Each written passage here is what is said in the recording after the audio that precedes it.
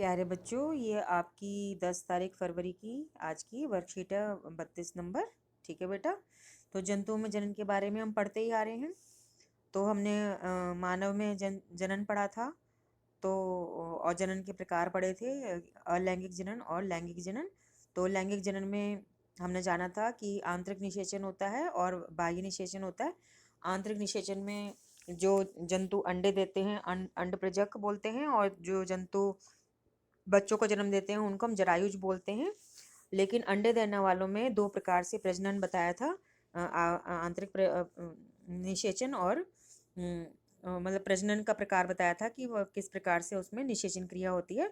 तो आंतरिक निषेचन होता है जैसे मुर्गी बतख हो गया, और बाह्य निषेचन होता है जैसे मछली और मेंढक।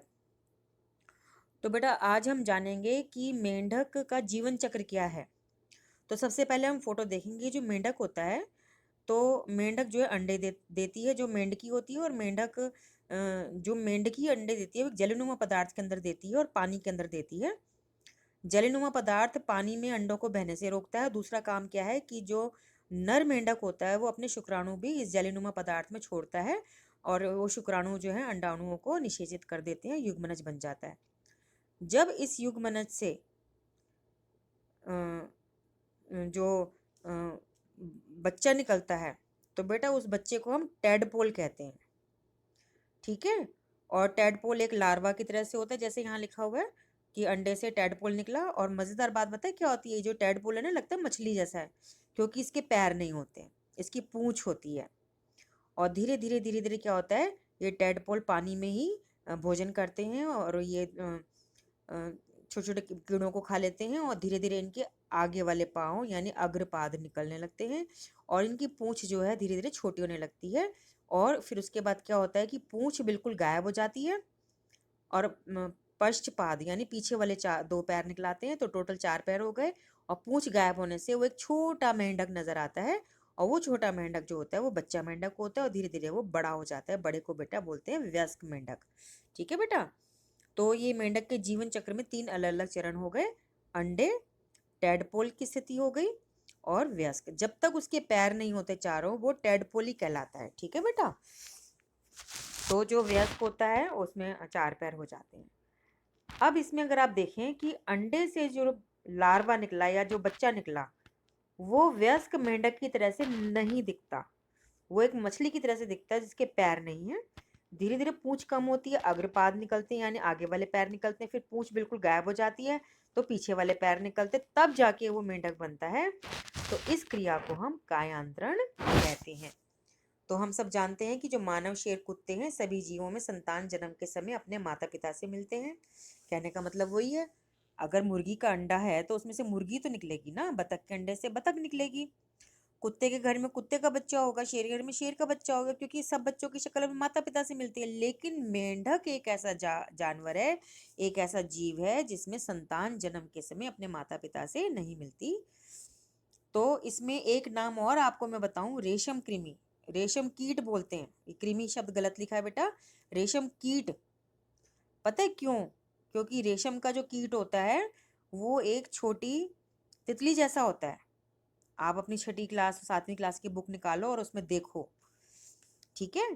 तो अंडे से एक लंबा लंबा सा इल्ली निकलती है या लार्वा निकलता है, जो लंबा लंबा सा होता है, और वो खूब सारे पत्ते खाता है। आपको पता है ना, रेशम का जो कीट होता है उसका, वो किस पे अंडे देता है? शहतूत के पेड़ पे। और जो उसके लार्वा या इल्ली होते हैं वो क्या खाते हैं? वो खाते हैं शहतूत के पत्ते। तो बेटा लार्वा या इल्ली को इंग्लिश में कैटरपिलर कहते हैं। बेटा ये गलत लिखा हुआ है इन्होंने, कैटरपिलर प्यूपा गलत लिखा हुआ है। कैटरपिलर इंग्लिश में, इल्ली या लार्वा हिंदी में। ठीक है। ठीक है बेटा। लार्वा बल्कि विज्ञान कह लीजिए, लार्वा विज्ञान में, इल्ली हिंदी में, और कैटरपिलर इंग्लिश में। फिर ये पहली स्थिति हो गई, और ये दूसरी स्थिति होगी। तीसरी स्थिति में प्यूपा बनता है, यानी जो कैटरपिलर है जब इतना सारा खाना खा लेता है, इतना सारा खाना खा लेता है कि उसके अंदर प्रोटीन की मात्रा पूरी हो जाती है, तो वो अपने चारों तरफ एक घर बनाता है जिसको हम कोकून कहते हैं, और खुद को अपने कोकून में बंद कर लेता है। तो जो अंदर वाला बंद हिस्सा होता है बेटा उसको प्यूपा कहते हैं। और यही प्यूपा बाद में जो है कोकून नामक घर को तोड़कर, काट कर एक छोटी तितली के रूप में बाहर निकलता है, जिसको हम रेशम कीट कहते हैं। तो बेटा इसमें गलतियां हैं वो मैंने सुधार दी हैं। आप अपनी बुक खोल के देखिएगा, उसमें बिल्कुल सही चित्र बना हुआ है। ठीक है, तो हम देखते हैं कि रेशम के कीड़े का कैटरपिलर या प्यूपा वयस्क के कीट से सबसे अलग दिखता है। कहने का मतलब है अंडे से लार्वा निकलता है, लार्वा से वो तितली नुमा बनता है। तो इसमें भी क्या हुआ, कायांतरण। तो रेशम कीट में, ये मैं फिर याद दिला दूं, रेशम कृमि नहीं है, रेशम कीट है। रेशम कीट में और मेंढक में दोनों में कायांतरण क्रिया होती है, यानी अंडे से जो बच्चा निकलता है वो वयस्क यानी माता पिता की तरह से नहीं दिखता। इस क्रिया को हम कायांतरण कहते हैं। फिर बाद में वो धीरे धीरे माता पिता जैसा हो जाता है।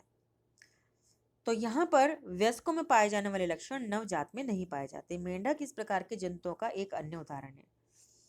तो इसके हम मेंढक के बारे में पढ़ेंगे। मेंढक के अंडे से लार्वा बनता है जिसे टैडपोल कहते हैं। टैडपोल में मछलियों की तरह से पूंछ और पंख होते हैं। मछलियों की तरह से पानी में तैरने में सक्षम होते हैं। एक वयस्क मेंढक की पूंछ और पंख गायब हो जाते हैं, वे कूदने और तैरने में सक्षम हो जाते हैं। अतः हम कह सकते हैं कि लार्वा का कुछ उग्र परिवर्तनों द्वारा वयस्क जंतु में बदलने की प्रक्रिया को कायांतरण कहते हैं। ठीक है, तो बेटा यहाँ पे उग्र परिवर्तन शब्द नहीं होगा, ये गलत दे रखा है, उग्र नहीं, विशेष परिवर्तनों द्वारा। बेटा उग्र शब्द को काट के आप क्या लिखेंगे, विशेष। ठीक है ना, विशेष। अगला है, जैसे जैसे हम बड़े होते जाते हैं हम अपने शरीर में किस प्रकार का परिवर्तन देखते हैं। क्या आपको लगता है कि हमारा भी कायांतरण होता है? निश्चित रूप से नहीं, क्योंकि मनुष्य में जन्म के समय ही नवजात शिशु में वयस्क के समान शारीरिक अंग या लक्षण मौजूद होते हैं। तो बेटा मनुष्यों में ये कायांतरण क्रिया नहीं होती। अभी तक ये कायांतरण क्रिया मछली किसी किसी मछली में देखी गई है। तो वो डिटेल आप बड़ी क्लास में पढ़ोगे। और मेन जो आपने याद रखना है कि रेशम कीट और मेंढक के जीवन चक्र में, रेशम कीट का जीवन चक्र अपनी 6ठी और 7वीं किताब क्लास की किताब खोलिएगा, उसमें देखिएगा मेंढक का जीवन चक्र, इनमें अभी कायांतरण होता है। ठीक है, तो अब ये जो प्रश्न है ये आप देखिएगा। अब हम निम्नलिखित प्रश्नों के उत्तर देखते हैं। ठीक है, तो पहला प्रश्न है, कायांतरण को उदाहरण से परिभाषित कीजिए। तो बेटा ऊपर यहीं से देख लीजिएगा कैसे करना है। रेशम के कीड़े के जीवन चक्र की संक्षेप में व्याख्या कीजिए। 6ठी 7वीं की किताब उठाइएगा, वहां से कर लीजिएगा, क्योंकि यहाँ पे वर्कशीट में गलतियां बहुत दे रखी है। मैंने कोशिश करी ठीक करने की, पर सही प्रकार से प्रश्न 2 का उत्तर लिखने के लिए आप 6th और 7th की बुक खोल के देखिएगा। तीसरा है, मेंढक के जीवन चक्र को चित्र सहित समझाइए। तो आपने चित्र बनाना है और जिसमें असली मेंढक बनाना है, असली टेडपोल बनाना है।